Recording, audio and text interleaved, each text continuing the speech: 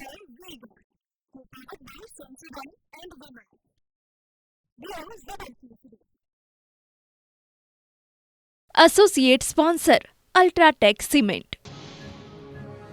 જૂનાગઢના કેશોદના પ્રાંસલી ગામે ધોધમાર વરસાદના કારણે નદીમાં આવ્યું પૂર. નદીના ધસમસતા પ્રવાહમાં 2 પશુ તણાયા. કોઝવે પરથી પસાર થતી વખતે 2 ભેંસ તણાઈ.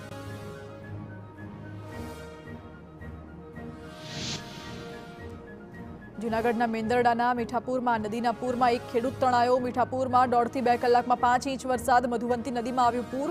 પૂરમાં તણાયેલા ખેડૂતને શોધવા તંત્રની કવાયત.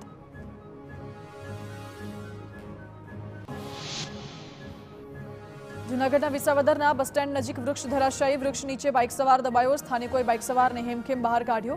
ઇજાગ્રસ્ત બનેલા બાઇક સવારને સારવાર માટે હોસ્પિટલ ખસેડાયો.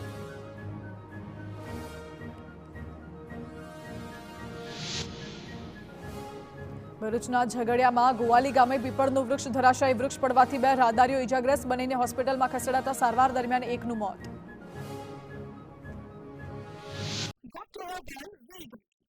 Powered by Sensodyne and Women. Below is the today. Associate sponsor UltraTech cement.